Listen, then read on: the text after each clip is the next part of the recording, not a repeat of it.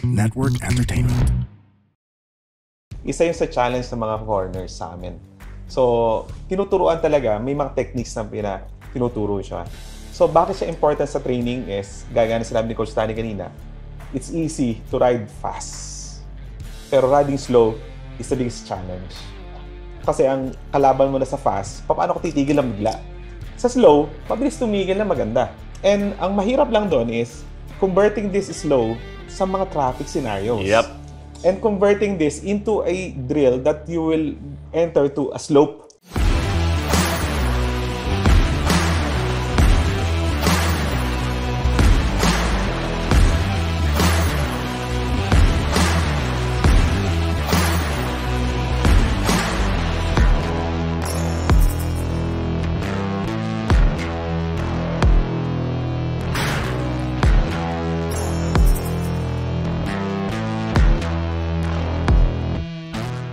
Welcome to another episode of Tunay na Rider, the #1 homeless motorcycle podcast in the Philippines.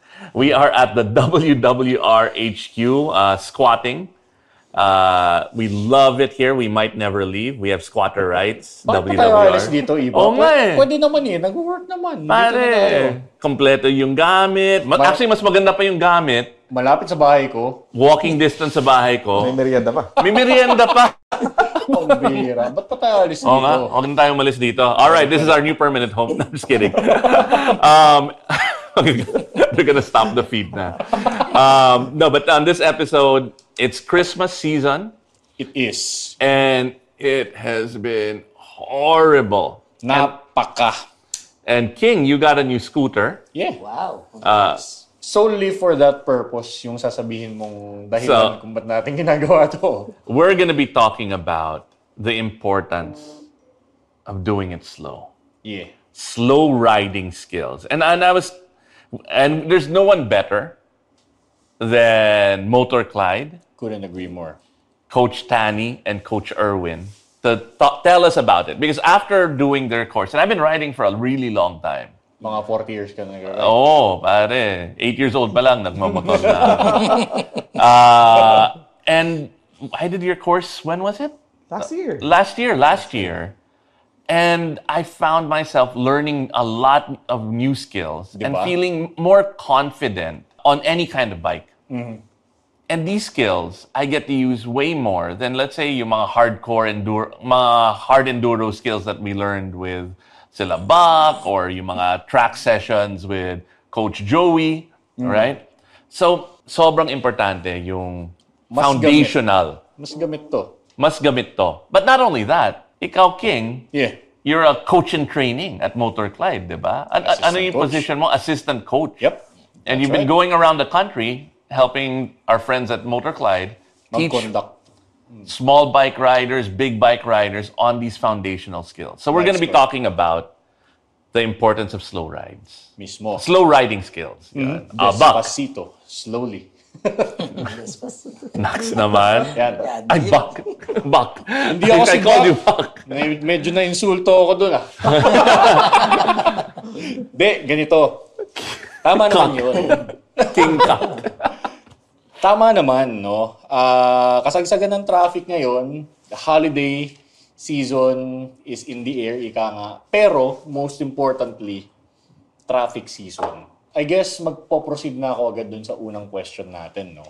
Kasi, Motor Clyde is known for this, pero the role of slow riding in rider safety. Paano ba ang naging importante yan para sa isang rider coach? Lalo na in urban environment, right? Like Metro Manila, and you guys were just in Iloilo, and then iba Iba yung Traffic. traffic. Oo. Napaka-traffic.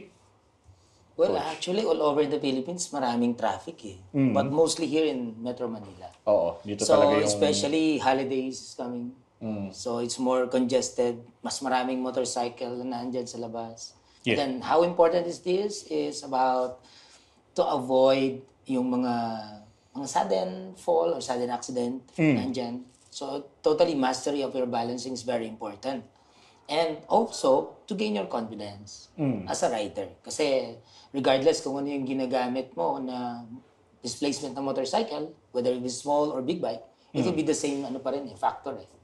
Ang laking bagay ng confidence in riding. Yeah. You know, newbies, new riders, wala pa silang alam. So wala pa silang takot. Malakas ang loob. Hindi pa sila sumemplang, malakas yung loob. So minsan they do things that I'm like, holy crap, ba't nila ginagawa yon? Pero nagagawa nila because they have that confidence. And as you grow as a rider, as you mature, no, the more you realize ano yung mga gaps mo. Delikado pala. And then natatakot ka. Ganun talaga eh. Mayabang ka, then nahulog ka, sumemplang, then medyo ano ka na ulit, 'di ba? Safe ulit. Then you build up that confidence again, you learn, and then mayabang ka ulit, then sumemplang ka. Then, May mga rider pa nga na parang unang semplang pa lang nila, parang ayaw na ulit sumemplang. oo. Yes. So, I think when it comes to confidence, you have false confidence in the beginning. Ay, madali lang to. Diba? Then you take a spill, maybe you take a turn too hot, or in traffic, may biglang lumabas na tricycle and you didn't know what to do. Confidence coming based on a foundation of education. True. Of learning, of understanding how to use the front brake, how to use the clutch, how to use the rear brake. I'm not too proud to admit that when I took your course last year, ang dami kong natutunan. And I think I use my rear brake probably 5 times more than I used to. Oh. Because coming from a big bike, you've got the clutch, you've got other ways to control the bike, right? But on a scooter, which is what I use in urban settings more, because of what I learned from you, I built up a lot more confidence and I can ride a lot smoother and a little bit faster. Finesse. Mas smooth, oo. Because of that confidence. Ang laking bagay ng confidence. But confidence not as a new rider based on nothing, but confidence based on education which will lead to safety. Yeah, isa pang safety, Iba and King, to add to what Coach Stein have said, isang safety rin, or should we say, importance ng slow riding when it comes to safety is hindi nababa yung paa. So they call it yung gumagapang, parang duck walk siya. So we noticed and we had a lot of, should we say, friends and our clients na pumupunta sa amin. May na-accidente talaga, tinatamaan ng car, nasasagi yung paa kasi nakahang or nakababa. So they're having a difficulty on the slow ride. So that's most of the riders na ginagawa talaga. But when you are, sabihin natin, kung na-master mo na yung slow ride at may understanding ka sa slow riding, definitely, just like what Coach Talam said, nagiging madali na yung pag-ride mo. And nakataas mo yung paa mo, kahit 10 seconds kang dahan-dahan tumakbo, padahan-dahan, nakakasingit ka ng maayos. The reason why also maraming accident, Iba, sa urban setting is takot sila sa slow ride. So their tendency nila is sumingit na mabilis. And pag singit na mabilis, yung nangyayari na talaga ngayon na sa pagmamadali, akala nila safe yon. Pero hindi nila alam, maraming factors na nako-consider doon kaya na-accidente sila. Coach, parang kung minsan, lalo na pagka biglang bumuhos yung ulan, marami nagmamadali, hindi na nila kalkulado rin yung singit nila. True na. Tapos maling application pa ng preno. Ang bagal, unahan yung pinipisil. Yari sila doon. Okay, so going to techniques for mastering slow riding. What are the specific techniques, diba, that you actually, I don't remember all of the things we did, but I was able to capture all of it and integrate it pa rin sa riding ko. I mean, everything from stopping and where to put your leg then pero using the rear brake. So what are the specific techniques do you guys teach that helps riders improve with their slow speed maneuvering? So, una siguro is yung proper body position ng kung saan ka, yung center of gravity mo, tinuturo natin yan. Target fixation or yung saan titingin. There's a lot of rider din na pag nagra-ride, lagi nakatingin sa baba. So, ma-unbalance ka talaga. Hindi mo kakayanin siya. Yung anticipation, hindi nakikita mo. Yung look far. Palagi yung pinapagalitan eh. Kasi, in an urban setting, you're not looking far kasi there's a car right there, di ba? Mirror. Yes. Di ba? Side mirror, yan lang. Ang lapit sa'yo. Oo. So, but You have to You look where you want to go kahit in an urban setting. I keep on having to do that. Yeah, diba? you remember na pag sinasabihan ka namin, Iba, heads up. Oo. Ahead of the cone. So, these are the techniques. Ang laking it's such a simple thing, but just putting your head up and looking where you want to go. Parang lumalawak yung mundo mo, no? Pagka And it impacts stability. Your whole body changes. But the problem here is, Iba, is not all the riders understand that. Hindi naman nagmamalaki ang Motorglide. There's a lot of good coaches and good training school. Hindi naman ang Motorglide lang ang nagtuturo nun. But the thing is, Motorglide emphasize more on the road. So talaga yung actual scenario. So that's the reason why marami kaming rides, marami kaming group rides, at marami tayong ginagawa na a part of the training, yung sinasabi nga natin kanina, yung target fixations, at the same time, proper body position. I think Coach Tani can add more into the techniques. Well, other thing there is yung kasi, dapat you know better and well your motorcycle. Kasi sometimes, magkakilala mo siya dapat talaga. Kasi minsan, na-overpower ka ng motor Oo. And then nakasunod yung fear. Kaya yung confidence lumalabas to jive these two, motorcycle and the rider. So yun ang dapat na magkaroon ng mentality ang isang rider na para into safety scenario talaga ang magiging result ng. Kumbaga, ikaw yung magko-control sa bike, hindi ikaw yung kokontrolin ng bike mo. Yeah. Nako. Lakas pa naman ng ibang bike. Paano kung mayabang ka katulad ni King? Anong hiniram mo para sa training? From Triumph? Rocket. The Rocket? Rocket, yeah. Grabe. May share ko lang sa audience natin, no? There's these international coaches, Coach Stefan and Coach Nicky, sumalangit nawa. Coach Stefan. Oo nga Ikaw, naging under ka rin doon. So, adventure. Ang bait nun. Oo. Nagulat si Coach Stefan na parang, sure ka? And then the thing is, you could have picked any of the Triumph motorcycles. Like, you could have gotten the Speed 400, which is perfect for Magaan. that kind. Magaan. Or even the T120. Yes. Yeah. You picked the pinakamayabang, most ridiculous bike. Difficult. Because you wanted to challenge yourself. There's a method to that madness. No? Mukha siyang, kayabangan. Pero, ako sa sarili Hindi mo, forma ka lang Gusto ko gusto ko i-challenge yung Hindi mo, sarili ko. naka-Fury gun ka. Oo. Sa podcast. Wala naman sasakyan dito. Hindi ka naman madadapa. Hindi, iba kasi parang barkong i-control yung bike na yun So sa akin, pag na-overcome ko yung pinakamahirap kontrolin, sa pinakamahirap kontrolin na motor, what more pagka bumaba na ako dun sa ordinaryong motor ko na 150cc lang o 400, 650cc lang. Di ba? Nagiging mas madali. Tama. I agree. Because setting the bar high. when we did the course, we were using Harleys. I was like, what?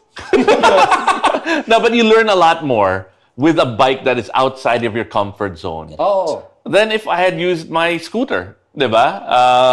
It made it what I learned on the Harley because of the challenge. Na-absorb ko more.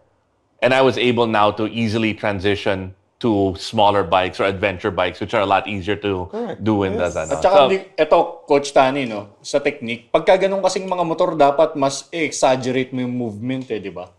Sometimes it helps a lot. Mo siya. It helps a lot talaga. Kung feeling mo, kung you're not used to it na para maging awkward yung positioning mo. But at the end, it will ease your life to ride a motorcycle. They do it.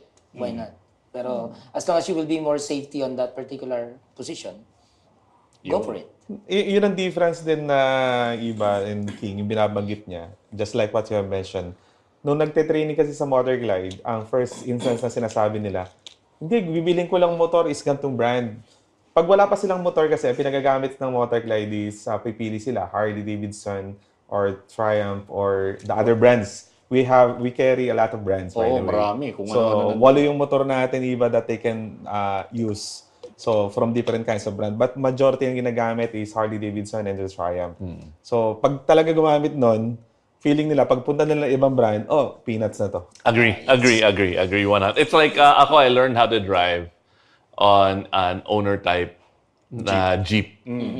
Pucha, yung box type Lancer. Wala na yun. Wala na. Wala na yun. Dali. Jeep I'm dating myself. Mismo. Next question, King. Eto. Ano naman yung mga common challenges na kinakaharap ng mga rider kapag inaaral tong slow riding skills natin na to? Tsaka, yung mga takot, paano natin na-overcome yun? Ako, feeling ko, okay, and again, my misconception, one of the challenges, yabang. Mismo. 20 kilometers per hour lang? Or, di ba, or less even? Parang, Yes.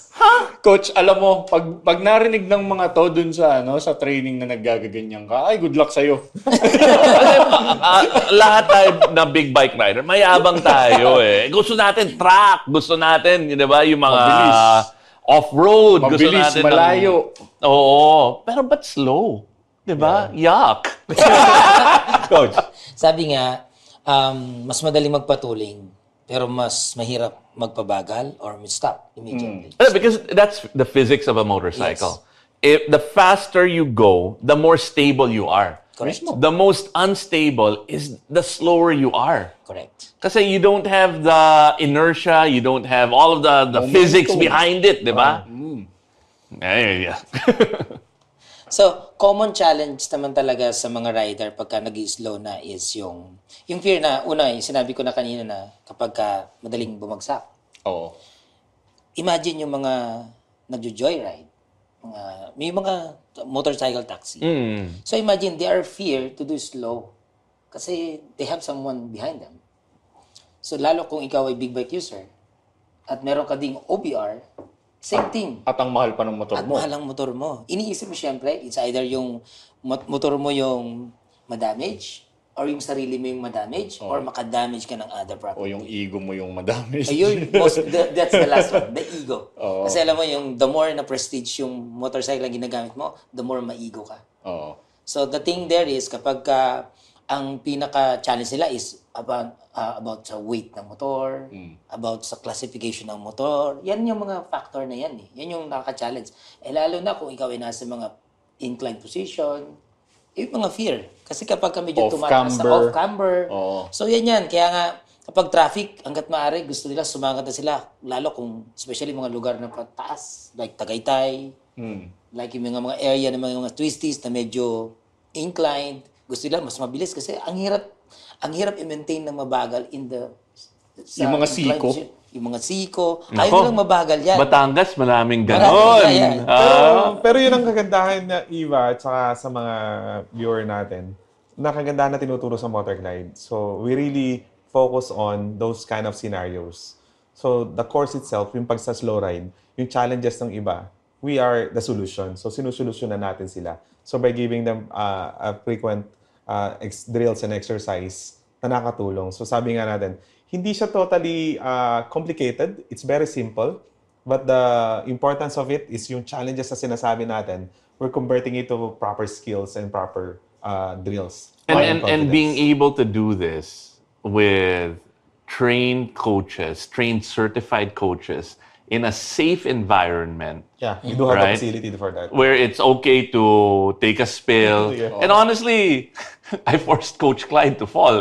Kasalanan ko. And it's okay. Diba? Walang yabang eh. Because if you ride, you will fall. Correct. And, Correct. and at least now, you have the experience. Yes. Diba? Maidagdag ko lang iba, no, dun sa school, sa Santo Tomas.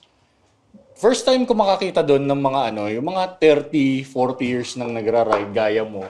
Na nagpapaturo. Hindi naman 30, 40 years. Hindi, Mga 20 years lang. Ayan, yung nagpapaturo na na as if blank slate. Yeah. Pantay-pantay lahat. No matter what your bike is, ilang taong ka na nagra-ride, pantay-pantay lahat doon. At regardless din sa katayuan sa buhay. Yung iba nakikita ko, executive ng kumpanya. Yeah. Eh, nandito na yung merienda. Oh, Grabe, hindi na dito talaga pala kami eh. alis dito sa WWR. Okay na Nandito ako na to. dito. Yun nga, ang dami doon sa school, nagte-training mga executive ng kumpanya, pero sa mata ng Motor Clyde, yung skills ang nakikita dyan. So, walang judgment. yung sa, my advice lang, for anybody who is learning, and it doesn't matter, it doesn't have to be Motor Clyde. If you're learning something from trained professionals, park your yabang. Mismo. Yes. Diba? You have to park your yabang and then have a learning mindset. Malaking bagay yon.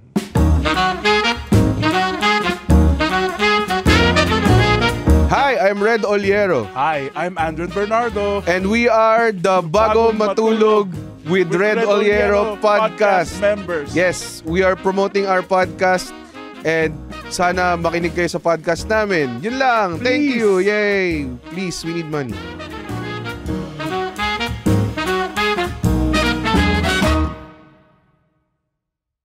Importance of slow riding in training programs. Okay, how integral are slow riding skills in your training curriculum at Motor Club? I mean, like si Buck, si Coach Buck, hard enduro.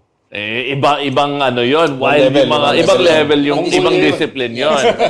Again, we're talking about Coach Joey, talaga Ibang level track, ibang ano naman yon. Discipline.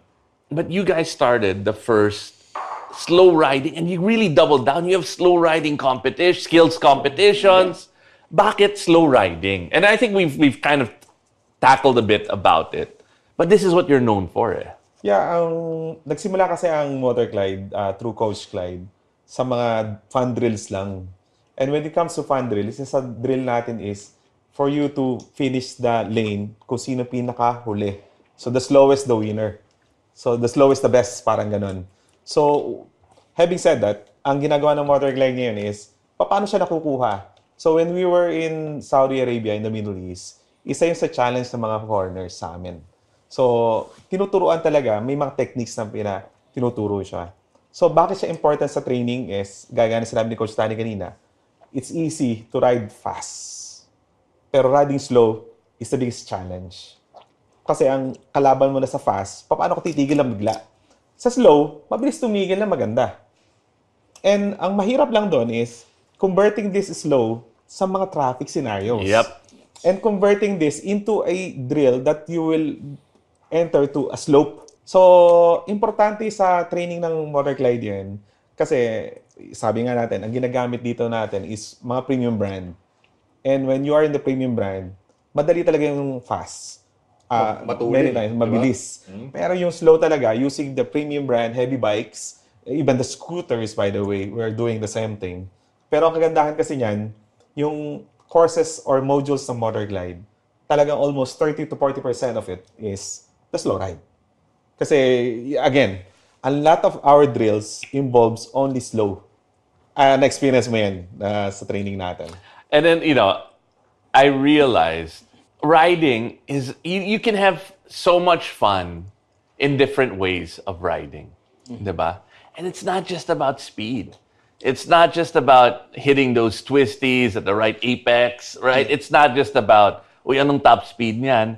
When I commute every day, Cubao, going to Makati, for example, to a meeting, tuwang-tuwa ako kung once lang ako nagbaba ng paa. Yes. Diba? Yes. Mabagal, and then I don't have to overtake anyone. Pero sa traffic, and I feel, in Christmas traffic, Mismo. I'm having a lot of fun, just kind of keeping up. Yes.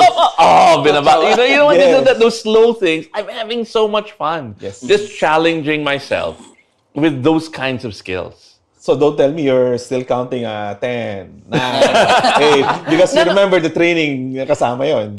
I'm not counting, but I'm just counting the number of times I put my feet down. And yeah. tuwang-tuwa ako. Kung stoplight, okay, I pass yun. I don't count the stoplight. Kasi mahirap kung 2 minuto na, ganun, or 3 minuto. But getting to my commute without putting my feet down once and riding super slow in traffic, tuwang-tuwa ako. Self-fulfillment. Oh. So I'm I'm able to use these skills in the real world, and I get better and better.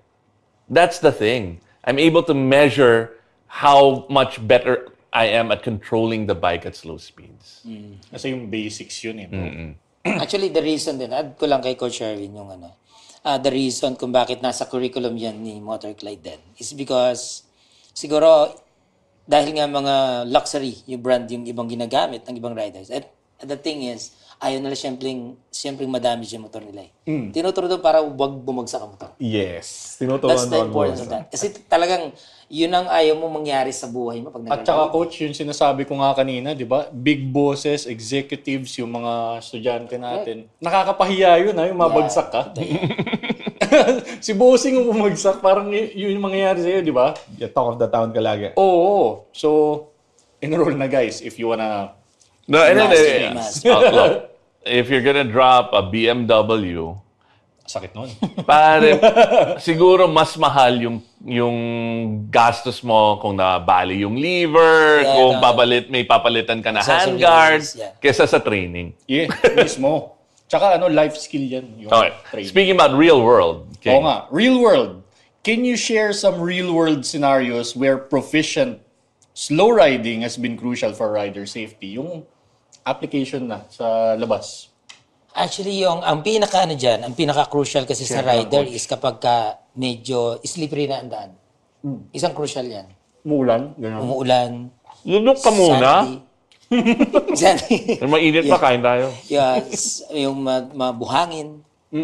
Yan. Saan mo na-experience, Coach, yan? Well, Kwento mo isa. May kwento ko dyan eh. Actually, experience ka sa Negros. One is in Negros. Most of the road there is... Ang laki pa naman ng motor mo nun. Yeah, I'm using the Triumph actually. So actually medyo tricky doon kasi yun ang fear karamihan ng riders. Pagka medyo madulas, pag sandy, kapag medyo umulan na, yung mga mist ng ulan. So yan yung mga nakakatakot eh. Tapos dadaan ka sa mga lugar na medyo mabato. Di ba? Uneven. Hindi mo mga kabisado. road. Hindi mo kabisado yung daan. Yan yung pinaka-crucial. Lalo kung naandito ka sa syudad, especially sa Metro Manila, susuot ka sa mga side street na hindi mo kabisado, na pag-turn mo ng particular area is may rough road palang naghihintay sa'yo, meron palang flood na naghihintay sa'yo. And you don't know how to manage your bike in a slow. Ngayon, kung hindi mo siya master in the slow, it will lead to accident. Yun yung nagiging factor. Yun yung real talaga. Real world scenario yan. Ikaw, Coach, yung ganitong... Swallow. Try ko nga. Mainit, masarap. May share ka ba na real world scenario? Oh yes, nangyari yan sa somewhere in Batangas.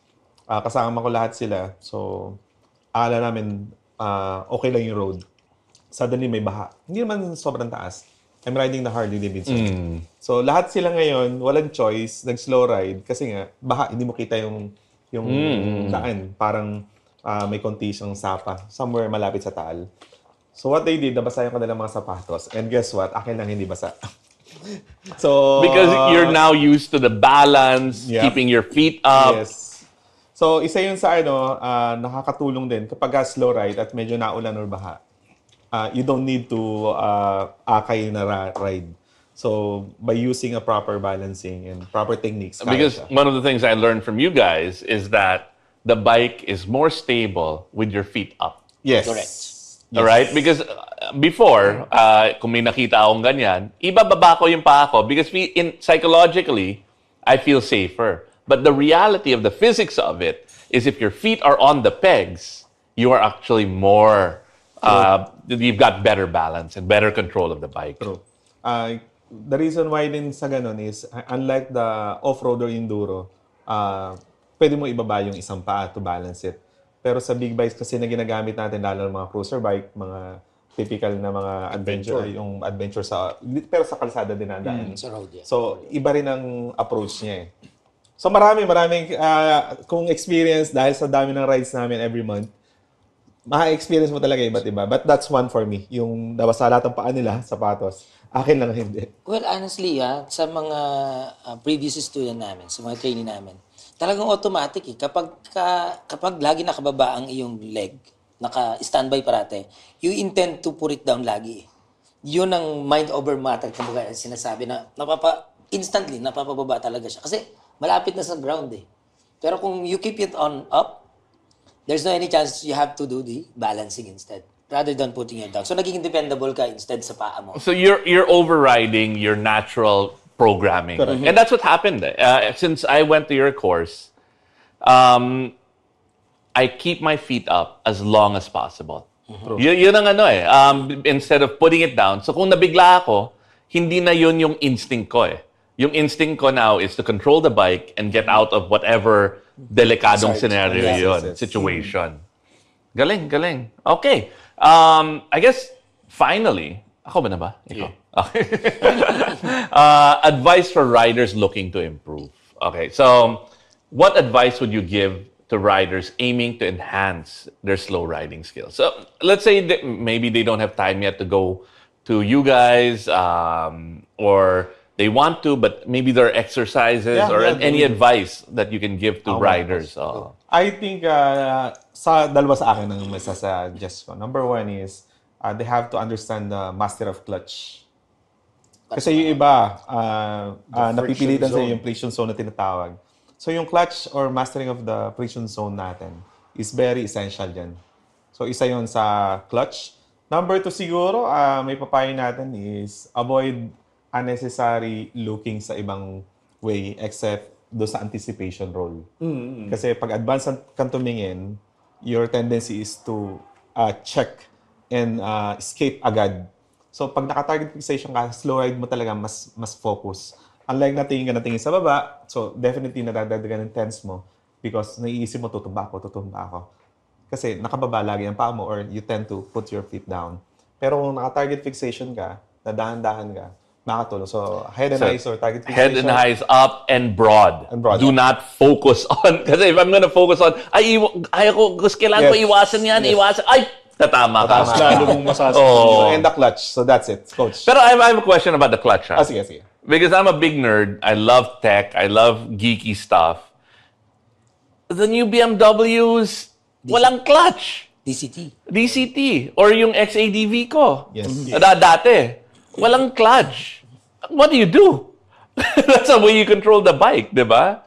So, doon papasok ngayon yung discipline mo naman on Or scooters, how di ba? to utilize properly the throttle and the rear brake. Yeah. So you're now balancing. Now you can Kasi you're losing. What do you guys think about clutches disappearing?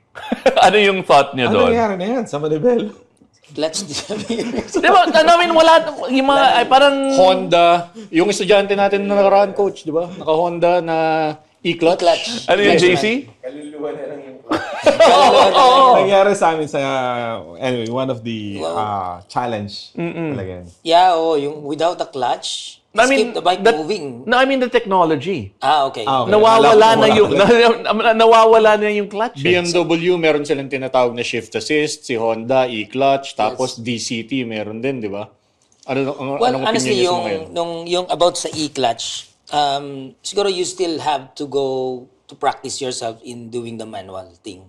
Kasi yung e-clutch nowadays, same as scooters din. So, very useful in an urban environment. Pero kung safety-wise ang pag-uusapan, kasi kung you're on to manual, you can easily manage the bike to slow it down well, not forcing the rear brake or any brakes that you're going to use to. So, instead, kapag kasi naging, hindi naman totally clutch driver kang tawag doon, kasi you're in the slow maneuvering manner naman. Pero, using that technique, as Coach Sherwin said, about the friction zone, mastery yan. Discipline din dito kasi. Kasi the more ka nagagas, lalo ang mga scooters, minsan nandiyan pa yung bumubomba, di ba? So, but the thing is, the attitude of the bike sometimes is not consistent. Lalo yung mga naka-open pa ng konti, so it's more aggressive. Pero if you're going to use the proper brake, which is the rear brake usually, in a slow maneuvering, never use the front brake. Kasi most of the rider nowadays, they used Front breaker. Front breaker talaga. Ako, guilty ako until I went through your training. Kasi kaya nga yung iba ayaw na mabagal. Kasi gusto nila, dependable masyado sa throttle. Tapos para ayaw nga nilang ma-engine off bigla. So, they intend to use the throttle instead. Pero not utilizing properly the brake. Kasi dapat mag-synchronize yung tatlo eh. Clutch, gas, and the rear brake. So, dapat naandun tayo sa mentality na yan. And for the viewers na they can, yun ang mga tip lang talaga. Mastering your clutch, your discipline for your throttle, and then your head and eyes, plus your proper usage of braking, just like the rear brake. Huwag ka again, mayabang tayo mga rider. Huwag ka matakot mamatayan ng motor. Because you're pushing it to that limit. So now you know kung saan mamamatay mo. Actually, honestly, that's the other thing. Mas madalas ako mamatayan ng motor ngayon. Kaysa dati. Because of the training eh. Yes. Because you're now pushing the up, and then up. Damn it. Diba? But that's part of the learning eh. Yeah. The understanding the limit of the friction zone, the clutch, the rear brake, getting confident and comfortable with it. Well, honestly, kung namamaster mo yung process na yung about biting point ng clutch mo, any bikes can use it. It will be easy for the rider na kasi yun eh. So, regardless kung ano mang displacement ng motor na gagamitin mo, it will be easy to utilize the clutch. You Okay. can easily manage also in a slow maneuver. May dagdag lang ako. Isa pang essence ng techniques or sabihin natin na tips na pwede natin ibigay sa lahat ng riders. Especially yung mga yung mga bikes ninyo na mainit. Alam niyo yung ibig sabihin. It helps also if you're good at slow riding na hindi mo siya mapapansin na mainit because you're still moving. Unlike na gumagapang ka at nagre-rev ka, take my word, mas mainit siya. And Actually, you're gonna feel it. yung quote ni Toti Alberto, yung Desert X, yung Ducati, hindi mainit yan, mabagal ka lang. So, it's true that hindi mo mararamdaman yung init kapag constant movement. Yep. And just like what you have said, you're enjoying the slow ride kasi nga, you tend to challenge yourself. So, ganun din po yun. Pag tayo ginagapang natin motor, ang tendency natin, oh my God, ang hirap ito, ang init, ang hirap ito, ang init, ang bigat. But when you're both feet on the foot peg and you're still riding, even the slow, you're saying to yourself, okay, malapit na ako. Okay to. I'm enjoying. So, it's a mind over matter. Agree. So, it helps sa mga maiinit na bike. Alam niyo na kung sino kayo. So, nakakatulong po siya. Kilala niyo yung motor niyo. Ayun. Anyway. Okay, yung final question natin. Oo nga. Hindi lumalagpas sa mga bisita namin dito nang hindi natatanong nito mga coach. Okay. Para sa inyo, ano ang kahulugan ng pagiging isang tunay na rider? Ang tunay na rider is disiplinado at responsable sa daan. Yun ang tunay na rider for me. Mismo. Yeah. Kahit gaano kalakas yung bike mo, disiplinado ka. Yes. At nire-respeto mo yung bike mo. Yun. For you, coach. Ang tunay na rider is marunong umuwi ng safe sa daan, sa kanilang lugar sa bahay. That's number one. Number two is, ang tunay na rider para sa akin is yung marunong i-enjoy yung sarili niya sa pag-ride nang walang inaabalang tao. Yun. So, discipline, responsible, and I agree 100%. Parang in life, Empathetic. dapat. No, kasi a lot of people say, kulang yung disiplina yung Pilipino. Oo. I disagree. Yes. I think kulang sa courtesy. Courtesy. Kulang sa empathy. Na kung huminto ka sa kalsada and then nakaabala ka, hindi mo alam na nakaabala ka Nakaabala ka. Diba? I think if people were just more empathetic and more courteous, life would be so much better. We have to teach empathy and courtesy. To add it up, if you allow me, isa yan sa tinuturo din sa motor glide, yung riding etiquette. Because you can gain a lot of skills. You can gain a lot of experience in riding. But the attitude on the road and the way you handle your motorcycle is a totally different story. So, yun ang gusto nating emphasize talaga sa rider. Agree. GMRC course for motorcycles. Alright. No.